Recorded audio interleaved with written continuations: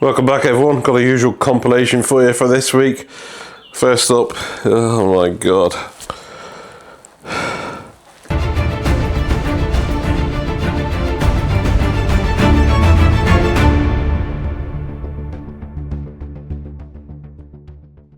So this bike is in for brakes. They are, well, they're not working. They're basically all the way to the bar, doing absolutely nothing.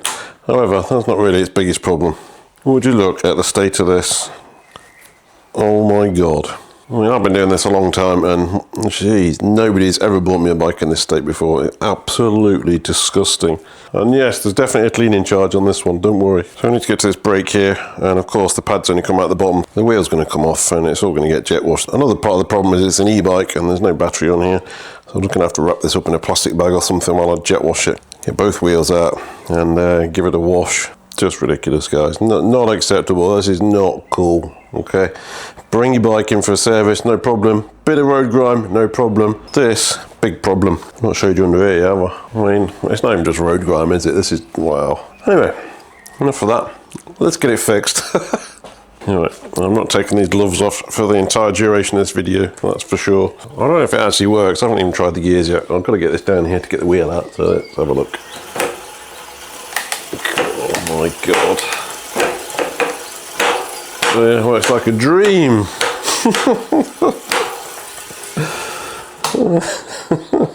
Anyway, let's get the wheel out. We've got to get this piece of Velcro off first. The problem is, the customer didn't drop it off. They sent their friend around to drop it off.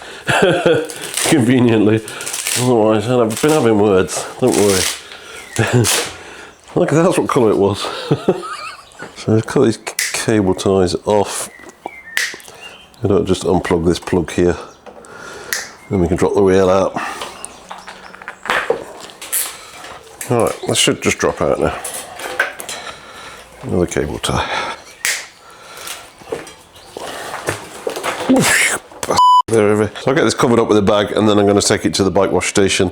You've got to be careful with this bottom bracket because this is an expensive HESC torque sensing bottom bracket on these. These are very expensive, £130 for a bottom bracket. So I've got to try not to drown that bit. Electronics are in here, not particularly well sealed either. But, oh, Jesus. Anyway, I'll be back in a bit. I mean, it's maybe slightly better because it's got a lot more cleaning to do yet, that's for sure. At least I can see the brake now. Compressed air is your friend here. Blow all this away from you. I've got the bolt debris off. I'm going to put a new chain on it because it's just ridiculous. Well, these jockey wheels are obviously pretty disgusting. I've seen the brake pads, you're going to love these. There you go. That's what's left of a brake pad.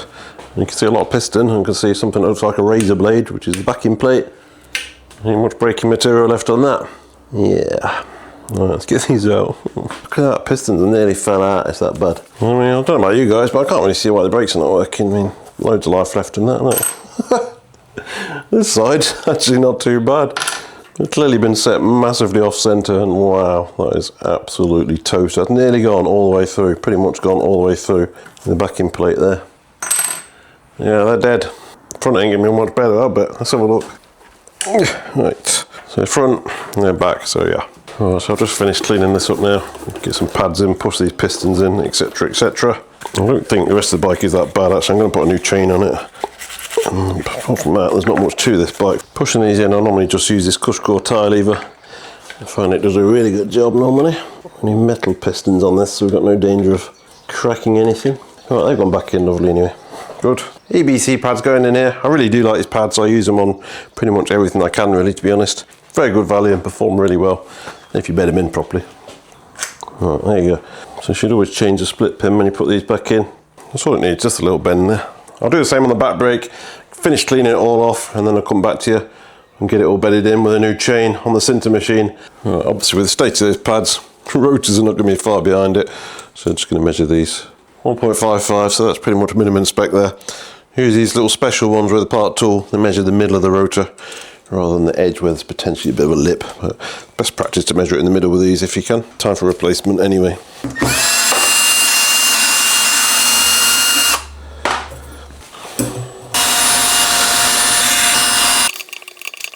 Okay, get this fitted, change over the back one. The back one's a different one, it's got a much larger diameter on this one to clear the electric hub, but apart from that it's just a 180 rotor. Get it changed over, get these things bedded in. Obviously get this centered up better than it was before, both of them. Alright, that's looking good. So I've also put the new chain on and cleared out all the crap that was in the bottom of the cassette which was causing it to jump. Gears are working sweet now. Nice. So they're all good. So I'm just waiting for delivery of this rotor because it's a special order for me. Once that gets here I'll get it fitted and then we'll get embedded in on the cinter. And it'll be done. But yeah, nice and clean now. Definitely looking better than it did though. Actually quite nice and clean now, cleaned up really well. I'll wait for the rotor and come back to you. So both rotors now fitted, working pretty well as they are, but we need to get them bedded in properly on the cinter machine. So I've done a complete video on this machine. I'll put a link to that video in the description.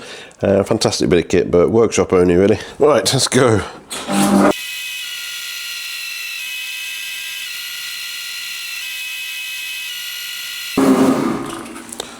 That one done. Do the back one now. Right. Right, all done. Quick test ride. All done. Brakes working lovely, gears perfect, and you can actually see what colour it used to be. So yeah, get this back to the customer and see what we've got next. Right, with this one all sorted out, just going to take a quick pause to say a massive thanks to Sport and Leisure for sponsoring today's video. So there's nothing worse than being right in the middle of a job, only for everything to come to a grinding halt because the part you ordered, they said it was in stock. It wasn't in stock, was it? No. Weeks and weeks and weeks away sometimes, back order, different country, you know the score. And that's exactly why I use Sport and Leisure. They're based right here in the UK. Their stock levels are 100% live. It says it's on the shelf, it really is on the shelf and ready to go. If you get your order in before 3 PM, it's dispatched the very same day with free delivery on all UK orders. And next day delivery is only £2.50, which is just brilliant. They've also updated the channel discount for you. Head over to sportandleisure.com/BCR or scan this QR code on the screen. It'll generate a 10% discount at checkout off your very first order. If you're buying parts anyway, it's an easy way to save a bit of extra cash, no brainer. So the link's in the description below. And thanks again to Sport and Leisure for continuing to support the channel. Right, let's see what we've got next. No mud. So next up we've got a lower leg service for this RockShox fork. Just a very basic service, foam rings and new seals. Pop the lower legs off, bit of fresh oil, job done. Going to take the fork out on this one, don't really need to, but it just makes it easy for me to film, so just quickly whip this out. And take the brake off as well. Very tight. And just a stem. Quick picture to remember where the spaces were.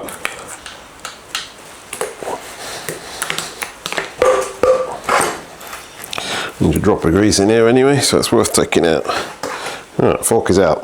My new dummy fork. I've got a part tool dummy fork, but it doesn't fit. And it's like, oh, it's such a tight fit for any stem, so this does the job perfect. I'm just going to take this mud guard off to make life a bit easier. Put that back on, don't worry. And just give it all a really good clean before you open it up. So all this grit down here, just give it all a real good clean, and then we'll take the bolts out the bottom. So I'm just going to let the air out, take note of the pressure first. Got it. 94 psi, just let that out. Let me know, do you let the air out when you do a lower leg service, or do you just leave it in? Certainly the instructions tell you to, and I always have done, but half the time you end up putting air in to be able to get the bolts back in at the bottom, so it seems a bit pointless sometimes. Let me know what you do.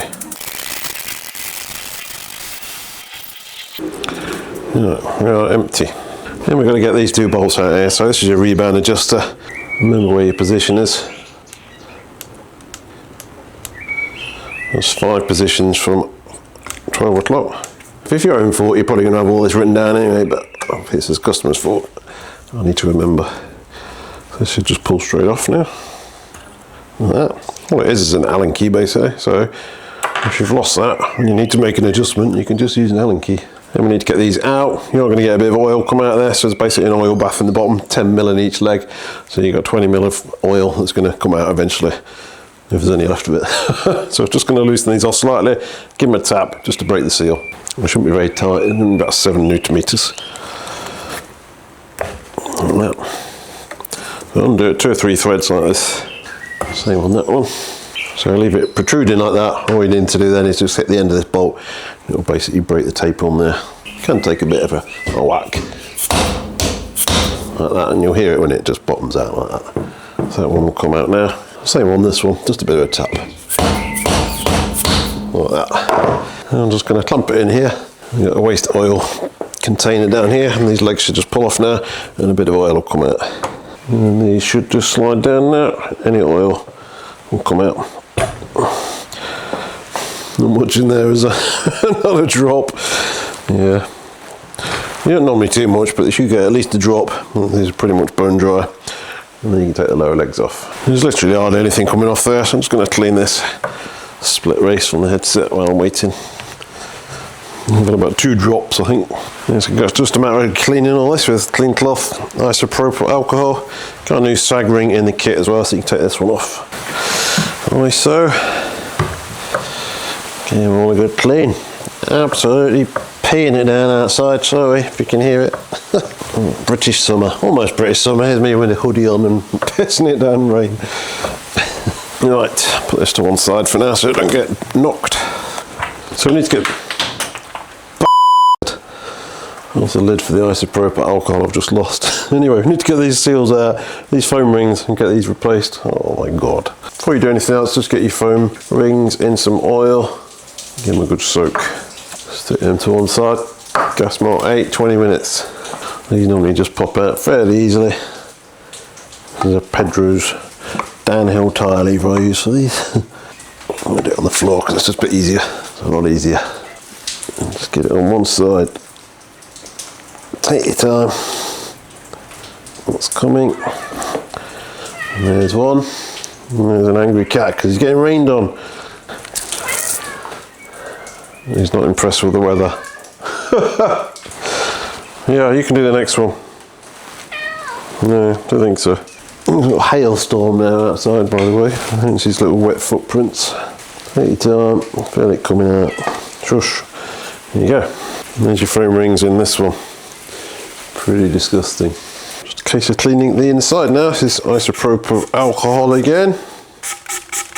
A wooden dowel. Get a cloth wrapped around there. Give it a good blasting. Just keep wiping it down until you're happy with it. Nice and clean. Never use anything metal inside, whatever you do. The worst thing you can do. The angry cat's gone. Stop raining as well. Right. So just keep going until you're happy with that. Get them nice and clean. Looking at the fork, that was at 94 psi. And he's not the biggest guy in the world, that's for sure.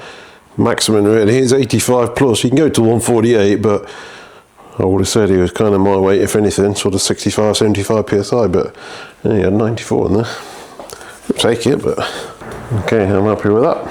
And we need some fork seal drivers. 35mm. This one is. This one here. There's a Unior, full set of Uniors here, really nice tools. So before you put the seals in, put your foam rings in, much easier. This is the same oil that's going in for the lower leg bath as well, so it doesn't matter if a bit goes down here. So SRAM asks you for a very light coating on the inside of these new seals.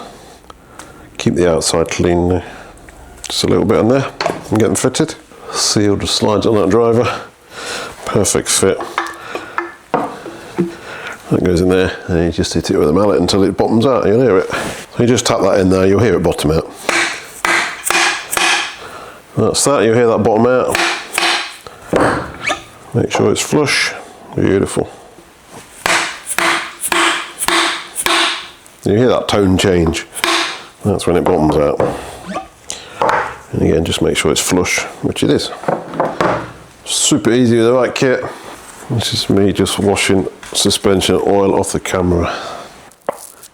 And once you've done that, these can go back on. So I'll put my new sag ring on there, because you'll forget 100%. Take your springs off the seal, drop these on. Just makes life a bit easier. They've got a fancy name, but I can't remember what it was. This is the front, that's the front of the fork here. Just get these sliding on. This is the hardest bit for me. I don't know why. Just get you lined up. Right, there you go, well, that was easy. So with the fork going slightly uphill like this, you just need to inject your oil into the bottom of there before you put the legs all the way through. So there's a gap, basically the leg finishes here. There's a gap here for the oil. This one is 10mm. Just check your manual for your fork, because they're all different. And which viscosity of oil it's asking for as well. Okay, Push that down slightly and just until you feel it hit that bolt. And we need to put the bolts in, put new washers on there first. So 2 bolts you've got 2 new crush washers here. So you just need to get the old ones off, which are here. It can be a bit difficult to get these out. So I normally just clamp it in the vise so I can get hold of it and get this out, because like I say, these can be a bit difficult. Almost, there you go. And the new one just drops on. I think Fox ones are significantly more difficult to get off. And a new one for that. Right, these can go in now. So I can just see the thread on that one there, so that's easy. And this one, I can almost see it. Got you. And these go to 7.3 Newton meters. There's 1, and there's 2. Give them all a good clean now. Again, and just get these springs back on. Use a plastic pick just to peel these around, it's easier. And the back. There you go, and the same on the other one. In this case of getting some air in, so we're at 94, I'm going to put 30 in, cycle the fork, another 30, cycle the fork, up to the final 94. Don't just bang the full 90 in. That's about 30, I'm just going to cycle it on the floor now. I'm just going to compress that down slowly. Not set the rebound yet either. And then another 30. And cycle it again, that's feeling good. Right. 1 for a look, and we take it off. Right. Yeah, cap back on. I'm just going to fit this rebound. 12 o'clock, remember what it was. Turn this in. Like that. There's 5 clicks. 1, 2, 3, 4, 5. Right, that's as it was. Pull your sag ring down. Get it back on the bike. I'll put this mud guard on as well.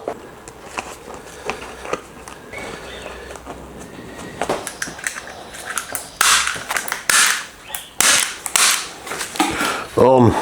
That's pretty much on. Just got to throw the wheel in, align the brake, and check the stem straight.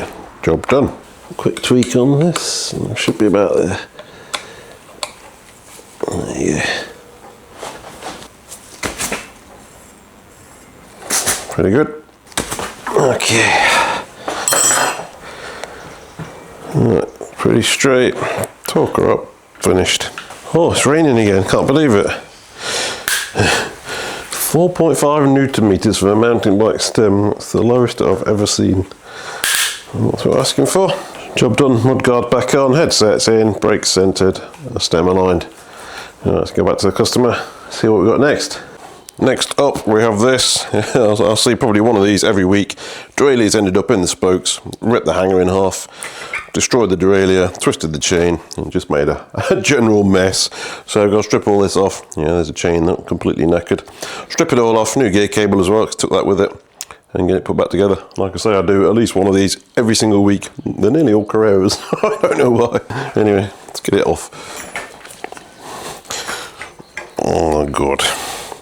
It looks like this bike lives in the dog bed as well, which is nice. We'll check the condition of the wheel and the jig and make sure there's no damaged spokes, make sure it's straight, but yeah. New gear cable.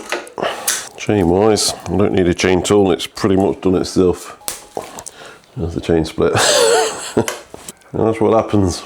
The reason this has been happening is because people normally, obviously they're dropping the bike on this side. They either had an accident or every time they drop the bike on the floor, they're normally kids' bikes, they drop it on the derailleur side. Over time it just gradually bends it closer and closer to the spoke, and eventually in first gear, this catches the wheel, pulls the whole shebang in. Right, that's all the damaged bits off. First up we need a derailleur hanger, obviously. Get the remains of this off. This one needs this one. Perfect. Right, I'll give it all a good clean up, get this bolted on. Get a new gear cable in first. A little plug in here you need to take out, get the cable. And just release that all the way down. And it just pops out there. Like that. I'll just degrease all this. I think I've been using some sort of chainsaw wax or something. It's very sticky and lubricant. Get it all cleaned up. Oh, it's super glue, this stuff. Anyway. Whole bike's actually in reasonable condition. Oh, it looks like the wheels survived. Got one tiny wobble, so I'll just get rid of that. Just there.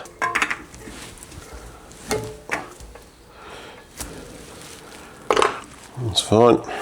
Okay, well, I think I'm going to struggle to clean all the dog hairs off the wheel, unfortunately. Anyway, keeps it warm, I guess. So a new hanger, just basically a chain ring bolt really. Goes on there, and bolts in there.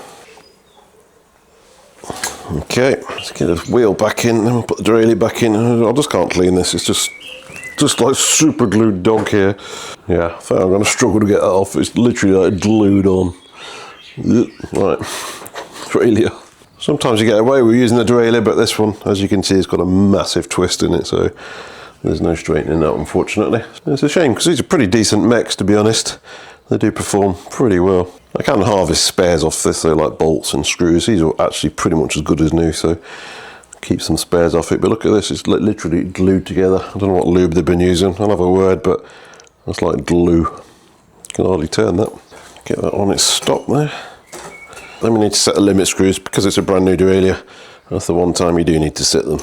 So we need to set the higher one down here, and the low one up here, and they are marked H and L. And that's probably pretty good for H. I can't really see because the camera's in the way, but we'll soon find out. And L is nowhere near.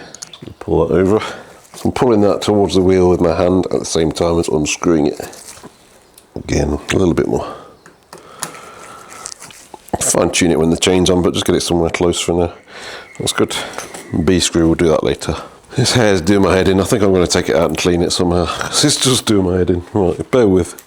Oh, it's a bit better than it was. Well, it's difficult to get off. Anyway, I just run a gear cable from the lever to here with a new piece of outer because that was damaged.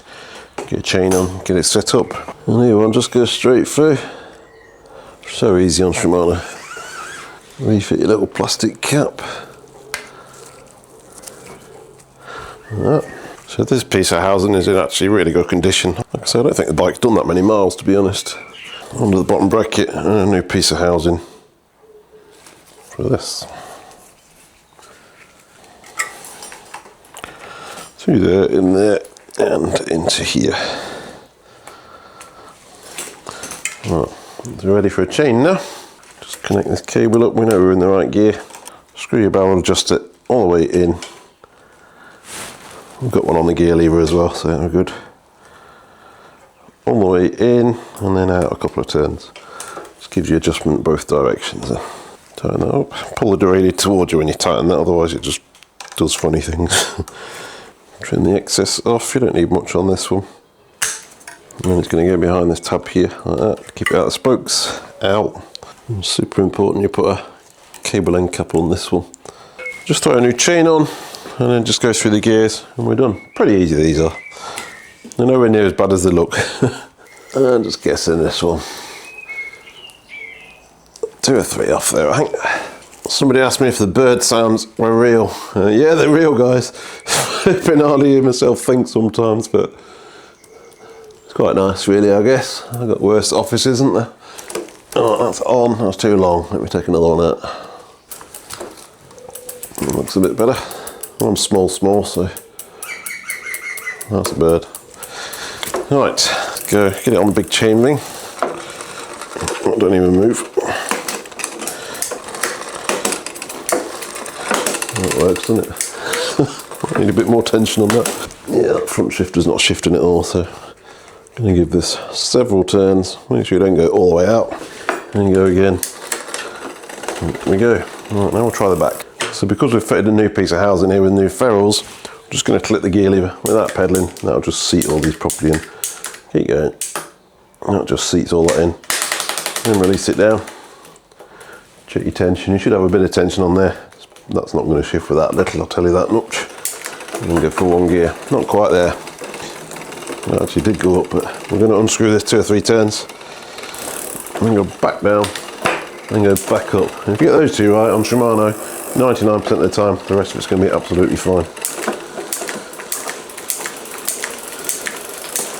Limit screw is okay there. Just need to check it won't go into the wheel though, so I'm going to push this over with my thumb there. Hold that, twist that in this kind of motion. I'm literally trying to push this into the wheel with my hand. And there's no way that's going off there. There's no way that's coming off there.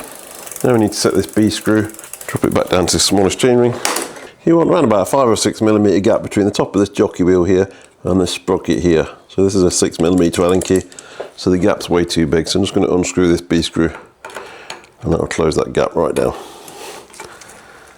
See that moving now?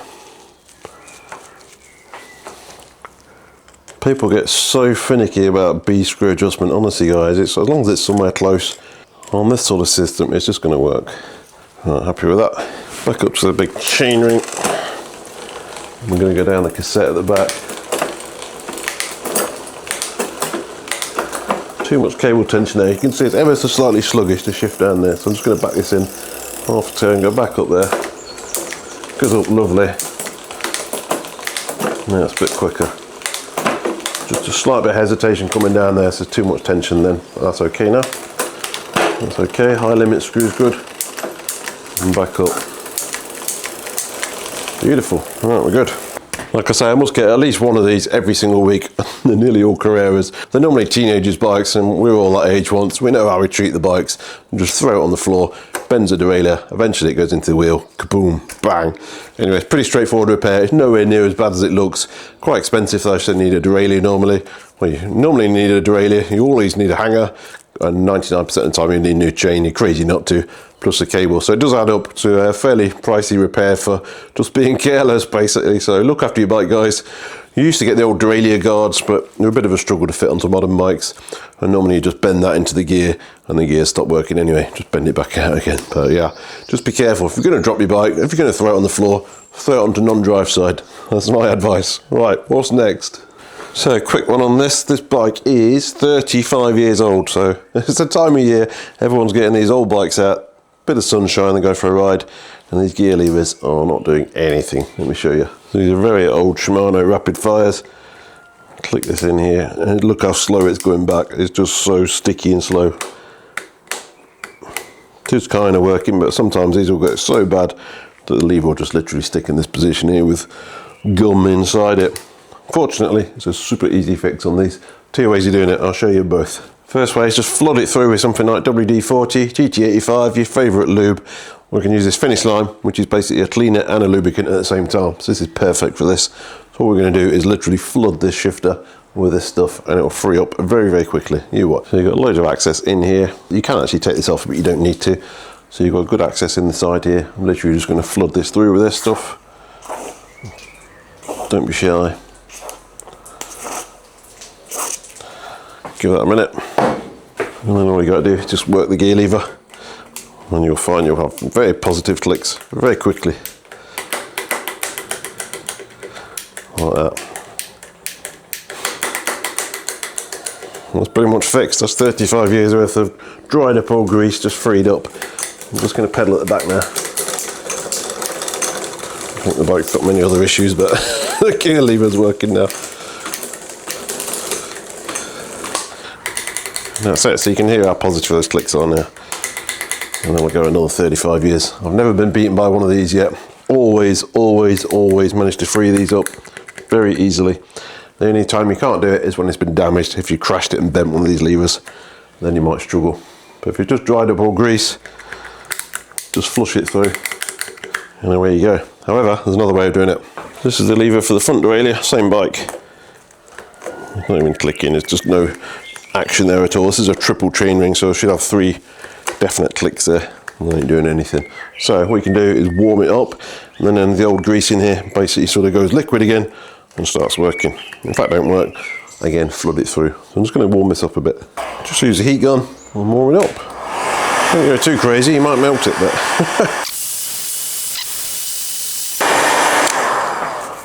try that. Don't go too close because you will actually melt it. There you go, clicking straight away. Beautiful. There you go. Perfect straight away. Nice. I'll get some lube in there anyway. Again. Perfect. Super, super easy. Like I say, I've never been beaten by one yet. 2 ways of doing it, but normally just quickly blast it with WD-40, something like that. And these will work within seconds. Right, easy. Hope you enjoyed that little selection. Actually, a couple of weeks later now, this bike was collected. It's come back in yesterday. It's got a puncture on the back wheel, so I'll do that off camera anyway, no problem. But it is actually nice and clean.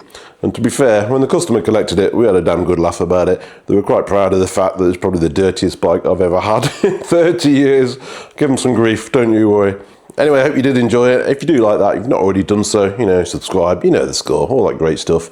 And I will definitely see you again next week with more of the same. Thanks for watching.